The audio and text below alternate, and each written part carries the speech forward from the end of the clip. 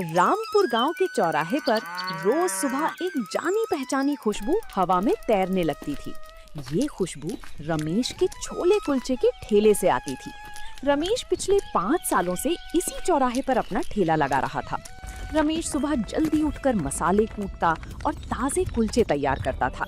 उसका काम ठीक ठाक चल जाता था, जिससे उसके घर का गुजारा आराम से हो जाता था। एक सुबह गांव के मुखिया जी उसके ठेले के पास से गुजरे। अरे रमेश, आज बड़ी जल्दी ठेला लगा लिया।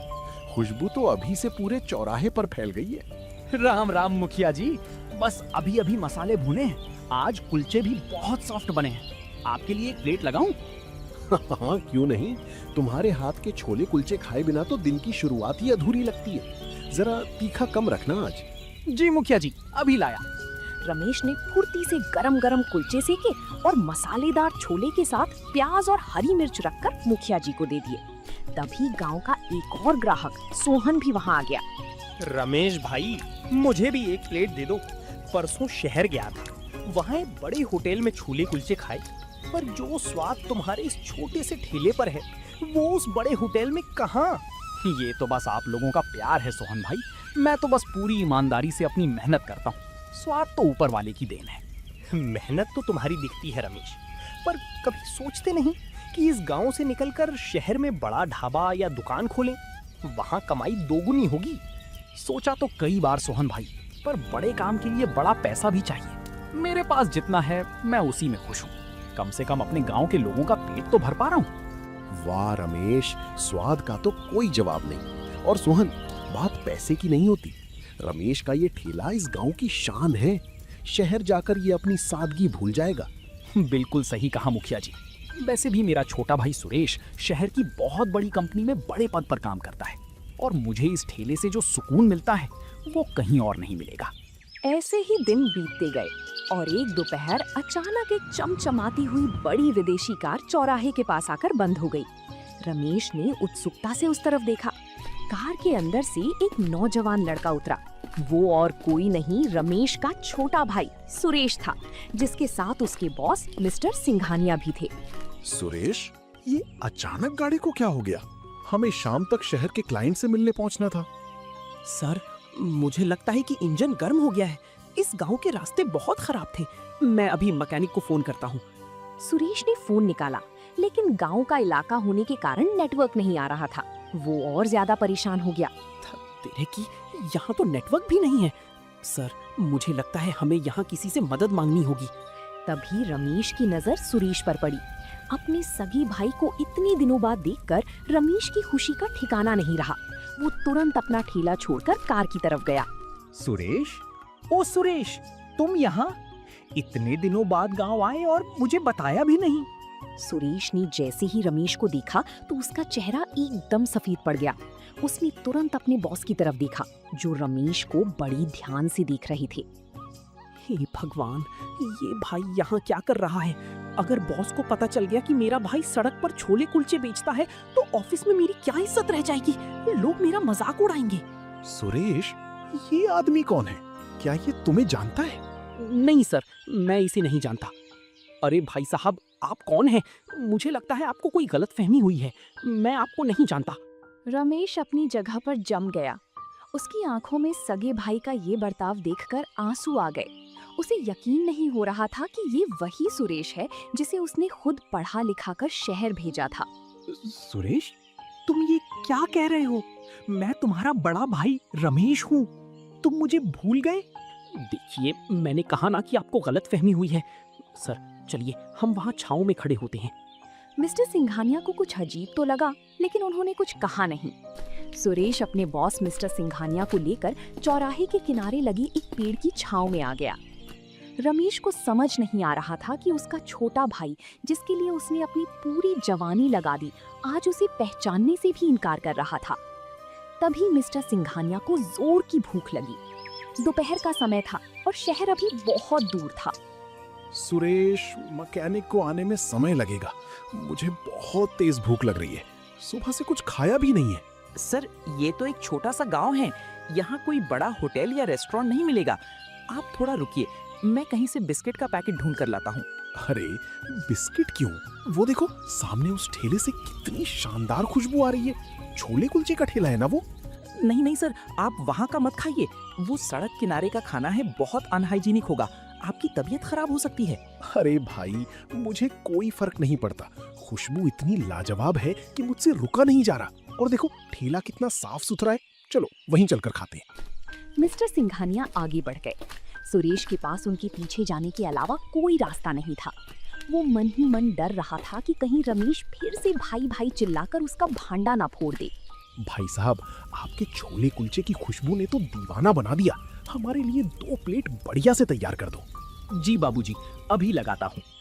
रमेश ने प्लेट में गर्मा गर्म कुलचे और मखमली मसालेदार छोले परोसे। ओह माय गॉड सुरेश, ये क्या स्वाद है। मैंने दिल्ली मुंबई के बड़े बड़े 5 स्टार होटलों में खाया है, पर ऐसा स्वाद आज तक नहीं चखा। अच्छा है सर, आप खाइए। वैसे भाई साहब, आपका नाम क्या है? और ये बताइए कि इस छोले में आपने ऐसा कौन सा गुप्त मसाला डाला है जिसका स्वाद तो सीधे दिल में उतर गया? बाबूजी, लोग मुझे रमेश कहते हैं। और रही बात मसाले की, तो मसाले में कोई गुप्त चीज नहीं है। बस खड़े मसालों को खुद कूट कर बनाता हूँ, और सबसे जरूरी चीज, इसे पूरे दिल और प्यार से बनाता हूँ। वाह, बहुत खूब। पूरे दिल से बनाया गया खाना ही ऐसा स्वाद दे सकता है। सुरेश, तुमने खाया? तुम्हें कैसा लगा?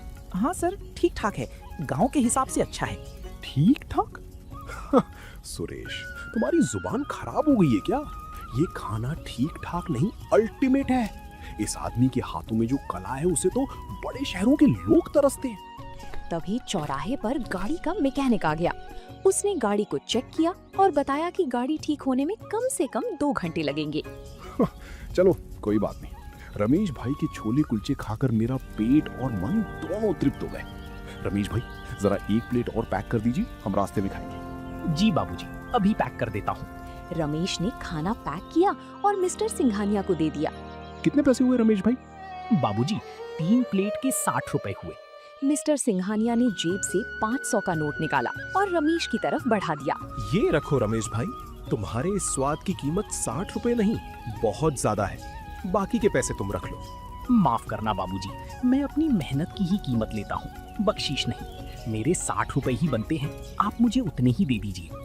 रमेश का ये स्वाभिमान देखकर मिस्टर सिंघानिया के दिल में उसके लिए इज्जत और बढ़ गई। सुरेश, देखो और सीखो, इसे कहते हैं असली इंसान। एक तरफ तुम लोग हो जो शहरों में रहकर थोड़े से पैसे के लिए अपनी सादगी बेच देते हो, और एक ये है। सच में रमेश भाई, आप कमाल के इंसान हैं। सुरेश गुस्से में उबल रहा था कि उसके बॉस एक मामूली ठेले वाले की इतनी तारीफ क्यों कर रहे थे। गाड़ी ठीक होने में अभी भी वक्त था, इसलिए मिस्टर सिंघानिया पास की एक चबूतरे पर बैठ गए। सुरेश उनके पास ही खड़ा था। तभी गांव का वही पुराना ग्राहक सोहन दोबारा रमेश के ठेले की तरफ आया। उसने जैसे ही पेड़ के नीचे सुरेश को देखा, उसकी आंखें खुशी से चमक उठी। अरे ये तो सुरेश है ना, रमेश भाई का छोटा भाई। अरे सुरेश, तुम कब आए शहर से? सोहन की आवाज सुनकर सुरेश के पैरों तले जमीन खिसक गई। अरे भाई साहब, आप कौन हैं? आपको कोई गलतफहमी हुई है, मेरा नाम सुरेश नहीं है। क्या बात कर रहे हो सुरेश? बचपन से तुम्हें इसी गांव की गलियों में देखा है। रमेश भाई ने अपनी दिन रात की कमाई तुम्हारे ऊपर लगा दी, तुम्हें शहर पढ़ाया लिखाया, और आज तुम अपने ही गांव के लोगों को भूल गए। रमेश भाई, देखो तुम्हारा भाई सुरेश आया है। मिस्टर सिंघानिया चबूतरे से उठकर खड़े हो गए। सुरेश, ये सब क्या बकवास है? ये आदमी क्या कह रहा है? नहीं सर, पता नहीं ये गांव वाले क्या कह रहे हैं, किसी को भी देखकर कुछ भी बोलने लगते हैं। मेरा इनसे कोई रिश्ता नहीं है। सुरेश, तुम मुझसे झूठ बोल रहे हो। तुम्हारी आंखें और तुम्हारी घबराहट साफ बता रही है कि दाल में कुछ काला है। तभी मिस्टर सिंघानिया खुद चलकर रमेश के ठेले के पास पहुंचे। सुरेश भी डरते डरते उनके पीछे पीछे आया। रमेश भाई, मैं आपसे सच जानना चाहता हूँ, क्या ये सुरेश आपका छोटा भाई है? मुझे सच सच बताइए। रमेश ने एक पल के लिए सुरेश की तरफ देखा। सुरेश की आंखों में डर था, पर उस डर के पीछे भी वही अहंकार और घमंड छुपा हुआ था। रमेश का दिल टूट चुका था, लेकिन वो अपने भाई का करियर बर्बाद नहीं करना चाहता था। नहीं बाबूजी, ये साहब सच कह रहे हैं। मैं तो एक मामूली ठेले वाला हूँ। भला इतने बड़े अफसर साहब मेरे भाई कैसे हो सकते हैं? इनसे मेरा कोई रिश्ता नहीं है। रमेश के मुंह से ये बात सुनकर सुरेश ने चैन की सांस ली। लेकिन मिस्टर सिंघानिया एक तजुर्बेकार इंसान थे। वे रमेश की आंखों के आंसू और उसकी आवाज का भारीपन भांप गए। सुरेश, मुझे तुम्हारी डिग्री पर और तुम्हारी इस बड़ी नौकरी पर शर्म आ रही है। तुम क्या सोचते हो कि मैं बेवकूफ हूँ? सर मतलब चुप रहो। रमेश भाई भले ही अपने भाई की इज्जत बचाने के लिए झूठ बोल रहे हो, लेकिन एक भाई का त्याग और दूसरे भाई का लालच साफ दिखाई दे रहा है। तुम इस बात से डर रहे थे ना कि ऑफिस में सबको पता चल जाएगा कि तुम्हारा भाई सड़क पर ठेला लगाता है। सुरेश का सिर शर्म से झुक गया। उसके पास बोलने के लिए कोई शब्द नहीं थे। जिस भाई ने तुम्हें पाल पोस कर इस काबिल बनाया कि तुम आज मेरे सामने अच्छे कपड़े पहनकर खड़े हो सको, उसी भाई को तुम अपनाने से मना कर रहे हो। जो इंसान अपने सगे भाई का नहीं हो सका, वो मेरी कंपनी के प्रति वफादार कैसे हो सकता है? ये सुनते ही सुरेश के होश उड़ गए। उसे अपनी नौकरी खतरे में नजर आने लगी। सर प्लीज मुझे माफ कर दीजिए, मुझसे बहुत बड़ी गलती हो गई। मैं घमंड में अंधा हो गया था। प्लीज मेरी नौकरी मत छीनिए सर। तुम्हारी नौकरी का फैसला तो मैं शहर जाकर करूंगा सुरेश, लेकिन पहले तुम्हें अपनी इस घटिया हरकत का प्रायश्चित करना होगा। अगर तुमने आज अपने भाई के पैर छूकर माफी नहीं मांगी तो तुम कल से ऑफिस मत आना।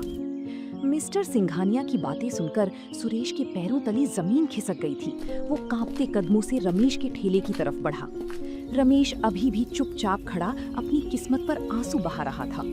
सुरेश ने आगे बढ़कर सीधे रमेश के पैर पकड़ लिए। भैया मुझे माफ कर दो भैया, मैं सच में घमंड में अंधा हो गया था। मुझसे बहुत बड़ा पाप हो गया जो मैंने अपने ही सगे भाई को पहचानने से इनकार कर दिया। सुरेश, अरे पगले ऐसा मत कर। तू मेरा छोटा भाई है।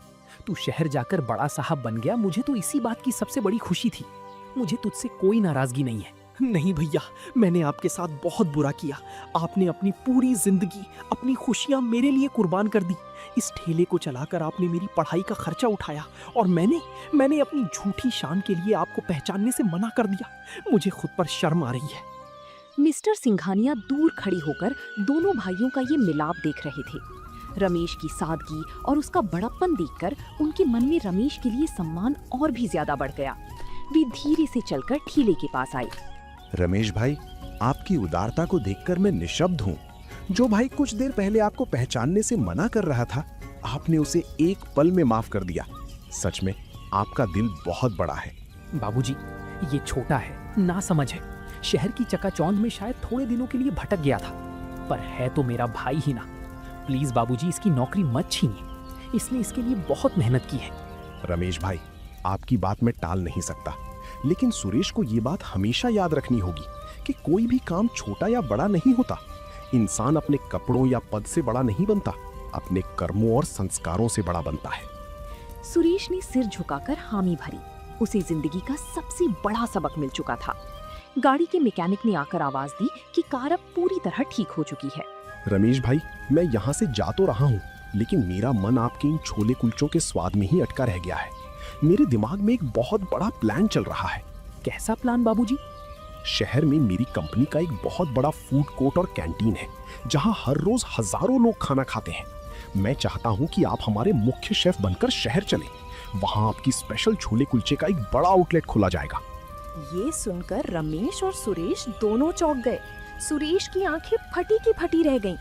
सर, आप भैया को इतना बड़ा ऑफर दे रहे हैं? हाँ सुरेश, जो हुनर रमेश भाई के हाथों में है, उसकी कद्र बड़े शहरों में बहुत ज्यादा है। रमेश भाई, वहाँ आपको पैसे भी अच्छे मिलेंगे, मान सम्मान भी मिलेगा और आपको इस तरह धूप में ठेला भी नहीं लगाना पड़ेगा। बोलिए, चलेंगे मेरे साथ शहर? रमेश सोच में पड़ गया। उसने अपने छोटे से ठेले को देखा जिसने इतने सालों तक उसका साथ दिया था। फिर उसने सुरेश की तरफ देखा। बाबूजी, आपका बहुत बहुत धन्यवाद कि आपने मुझ जैसे गरीब को इस काबिल समझा। लेकिन मैं इस गांव की मिट्टी, इस चौराहे और अपने इन लोगों को छोड़कर कहाँ जाऊंगा? इसी ठेले ने मुझे पहचान दी है। नहीं भैया, आप मेरी वजह से पीछे मत हटिए। अब तक आपने सिर्फ मेरे लिए जिया है। अब समय आ गया है कि दुनिया आपके इस हुनर को जाने। प्लीज भैया, सर की बात मान लीजिए। मुझे भी आपके साथ रहने का और अपनी गलती सुधारने का मौका मिलेगा। रमेश भाई, आप आराम से सोच लीजिए। मैं सुरेश के हाथ अपना कार्ड भिजवा दूंगा। जब आपका मन करे आप शहर आ जाइएगा। इसके बाद मिस्टर सिंघानिया और सुरेश कार में बैठ गए और शहर की तरफ रवाना हो गए। तभी शाम के वक्त गांव के मुखिया जी और सोहन दोबारा उसके ठेले पर आए। उन्होंने दोपहर के हंगामे और मिस्टर सिंघानिया के बड़े ऑफर के बारे में सुन लिया था। क्यों रमेश भाई, सुना है शहर के बहुत बड़े बाबूजी तुम्हें शहर ले जा रहे हैं, अपनी बड़ी कंपनी में बड़ा होटल खोल कर दे रहे हैं। हाँ मुखिया जी, ऑफर तो बहुत बड़ा मिला है। सुरेश भी कह रहा था कि मुझे शहर आ जाना चाहिए, पर मेरा मन इस गांव को छोड़ने का नहीं कर रहा। रमेश भाई, भावुक मत बनो, ऐसा मौका बार बार नहीं मिलता। तुमने पूरी जिंदगी इस ठेले पर धूल में काट दी। अब जब लक्ष्मी खुद चलकर दरवाजे पर आई है तो मना मत करो। शहर जाओ और अपना नाम कमाओ। सोहन भाई, पैसा ही सब कुछ नहीं होता। इस गांव के लोगों ने मुझे जो प्यार और सम्मान दिया है वो शहर के बड़े होटलों में कहाँ मिलेगा। वहाँ लोग सिर्फ खाना खाएंगे, पर यहाँ के लोग तो मेरे परिवार जैसे हैं। रमेश, तुम्हारी यही सादगी तो हमारा दिल जीत लेती है। पर एक बात समझो, तुम्हारा ये हुनर भगवान की देन है। अगर शहर जाकर तुम्हारी जिंदगी बेहतर होती है तो पूरे गांव को तुम पर गर्व होगा। हम सब खुश होंगे कि हमारे गांव का रमेश आज इतने बड़े शहर में अपनी पहचान बना चुका है। गांव वालों का ये सपोर्ट देखकर रमेश की आंखों में खुशी के आंसू आ गए। उसने सुरेश को फोन लगाया और शहर आने की बात पक्की कर दी। कुछ महीने बीत गए। शहर के सबसे आलीशान इलाके के एक बड़े कॉर्पोरेट फूड कोर्ट में एक नया आउटलेट खुला था, जिसका नाम था रमेश के स्पेशल छोले कुलचे। आउटलेट को बहुत ही सुंदर पारंपरिक गांव के ढाबे जैसा लुक दिया गया था। वहां रमेश मुख्य शेफ के रूप में काम संभाल रहा था। दोपहर का समय था और रमेश के काउंटर पर शहर के बड़े बड़े अफसरों की भारी भीड़ लगी हुई थी। अरे सुरेश, इस नए छोले कुलचे वाले काउंटर का स्वाद तो सचमुच लाजवाब है। पूरे शहर में इसके जैसा टेस्ट कहीं नहीं है। सुना है इसके मालिक तुम्हारे ही होम टाउन से? हाँ, बिल्कुल सही सुना तुमने। और सिर्फ मेरे होम टाउन से ही नहीं है, वो जो सामने काउंटर पर खड़े होकर सबको प्यार से खाना परोस रहे हैं ना, वो मेरे सगे बड़े भाई रमेश है। मुझे गर्व है कि मैं उनका भाई हूँ। सुरेश की बात सुनकर उसके साथियों ने रमेश की खूब तारीफ की। साथियों के जाने के बाद सुरेश काउंटर के पास गया। भैया, आज तो सारे रिकॉर्ड टूट गए। फूड कोर्ट में सबसे ज्यादा भीड़ आपके ही काउंटर पर है। मिस्टर सिंघानिया भी आपकी बहुत तारीफ कर रहे थे। ये सब ऊपर वाले का आशीर्वाद और गांव वालों की दुआएं हैं सुरेश। और सबसे बड़ी बात, मुझे खुशी है कि तू आज सबके सामने मुझे अपना भाई कहने में शर्माता नहीं है। भैया, मुझे माफ कर दीजिए। उस दिन अगर आपने और मिस्टर सिंघानिया सर ने मेरी आंखें नहीं खोली होती तो मैं आज भी उसी झूठे घमंड में जी रहा होता। आपने मुझे सिखाया कि काम कोई भी हो, मेहनत और ईमानदारी ही इंसान की असली पहचान होती है। चलो, अब पुरानी बातें भूल जाओ और अपनी मेहनत से काम करो। तभी मिस्टर सिंघानिया भी वहां आ पहुंचे। क्यों रमेश भाई, शहर का माहौल कैसा लग रहा है? हमारे शहर के लोगों को तो आपने अपने स्वाद का दीवाना बना दिया। बाबूजी, आपका बहुत बहुत धन्यवाद। शहर भले ही बड़ा है, पर मेरे छोले कुलचे का स्वाद आज भी वही साधारण और शुद्ध है जो मेरे रामपुर गांव के चौराहे पर हुआ करता था।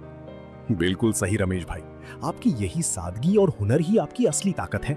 तो दोस्तों, आप लोगों को ये कहानी कैसी लगी? कमेंट करके जरूर बताएं और ऐसी कहानियों को देखने के लिए वीडियो को लाइक करें और चैनल को सब्सक्राइब करें।